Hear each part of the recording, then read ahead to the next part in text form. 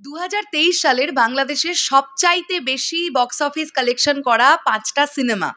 বন্ধুরা, এখানেও কিন্তু আমরা দেখতে পাচ্ছি মেগাস্টার শাকিব খানের জয় জয়কার। তো কোন ৫টা সিনেমা ২০২৩ সালে যে সিনেমাগুলো সবচাইতে বেশি ব্যবসায়িকভাবে সাফল্যতা অর্জন করতে পেরেছিল, সেই বিষয়টা নিয়ে আমরা কথা বলবো। অবশ্যই ক্রেডিট দেবো সিনেবাজকে।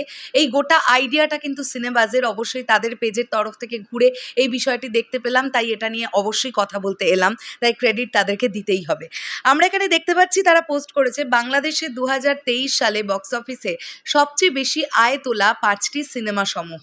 প্রথমেই আছে ওয়ান অ্যান্ড অনলি প্রিয়তমা। আমরা জানি যে ২০২৩-এর সবচাইতে বেশি বক্স অফিস কালেকশন করা সিনেমা ছিল প্রিয়তমা, যেটার ওয়ার্ল্ড ওয়াইড কালেকশন হয়েছিল অলমোস্ট ৪২ কোটি টাকা, জানতে পারা যায় এমনটাই। এর পরবর্তীতে আছে জওয়ান, যে সিনেমাটা SRK শাহরুখ খানের জওয়ান, এটা বলিউডের একটি ছবি এবং সেটা বাংলাদেশে অ্যাকশন কার্ট এন্টারটেনমেন্টের তরফ থেকে ডিস্ট্রিবিউট করা হয়েছিল এবং এই সিনেমাটাও কিন্তু বাংলাদেশ থেকে প্রচণ্ড ভালো একটা কালেকশন করতে পেরেছিল। ৩ নম্বরে আছে সুড়ঙ্গ সিনেমাটা, রায়হান রফি ডিরেকশন এবং আফরান নিশো, তমা মির্জা অভিনীত সুড়ঙ্গ সিনেমাটাও ব্যবসায়িকভাবে বেশ সাফল্যতা অর্জন করতে পেরেছিল ২০২৩ সালে। তো যে ৫টা সিনেমা সবচাইতে বেশি ব্যবসা সফল হয়েছে তার মধ্যে সুড়ঙ্গও কিন্তু আছে। ৪-এ আছে মুজিব, একটি জাতির রূপকার। এই সিনেমাটাও বেশ ভালো একটা বিজনেস করতে পেরেছিল এবং ৫ নম্বরেও মেগাস্টার শাকিব খানই আছেন, লিডার আমি বাংলাদেশ। এই সিনেমাটাও ২০২৩ সালে বেশ ভালো একটা বক্স অফিস কালেকশন করতে পেরেছিল। তো এই পরপর ৫টা সিনেমার নাম আমরা পেলাম। প্রথমে আমরা পেলাম প্রিয়তমা, তারপরে পেলাম জওয়ান, তারপরে সুড়ঙ্গ, তারপরে মুজিব এবং সর্বশেষে আমরা পেলাম লিডার আমি বাংলাদেশ। এবার যদি আমরা আসি, সিঙ্গেল স্ক্রিনে সর্বোচ্চ আয় করতে পেরেছে প্রিয়তমা। সিঙ্গেল স্ক্রিনে সবচেয়ে বেশি আয় হয়েছিল প্রিয়তমার ২০২৩ সালে দাঁড়িয়ে।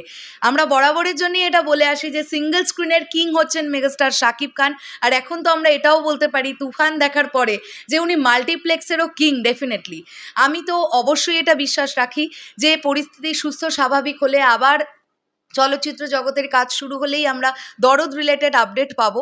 তো সেই আপডেট পাওয়ার পরে দরদ যখন সিনেমা হলে আসবে, তখন এটা আমার বিশ্বাস যে যেমন সিঙ্গেল স্ক্রিনের মানুষজন দরদ দেখতে যাবে, তেমন মাল্টিপ্লেক্স চেনের অডিয়েন্সও কিন্তু দরদ দেখতে আসবে। কাজেই দরদের কালেকশনও কিন্তু সিনেপ্লেক্স এবং মাল্টিপ্লেক্স, তার সঙ্গে সিঙ্গেল স্ক্রিন, এই দুটো জায়গা থেকেই কিন্তু বেশ ভালো একটা কালেকশন হবে এমনটাই আশা করছি।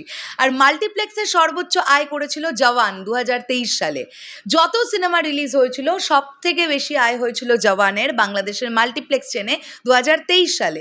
বছরের সবচেয়ে সফল ৩ অভিনেতা এখানে আমরা পাচ্ছি শাকিব খান। প্রথমেই আছেন শাকিব খান, দ্বিতীয় নম্বরে আছেন শাহরুখ খান এবং তৃতীয় নম্বরে আছেন আফরান নিশো।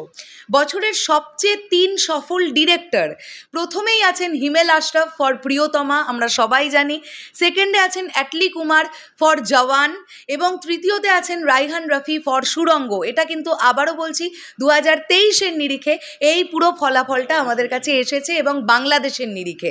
ঠিক আছে, শেষ করলাম ভিডিওটা। তোমাদের কি বক্তব্য এন্টায়ার বিষয়টাকে নিয়ে অবশ্যই কমেন্ট করে জানাতে পারো। দেখা হচ্ছে আবার খুব শীঘ্রই নতুন কোনো ভিডিও নিয়ে। তাহলে এখনের জন্যে টাটা।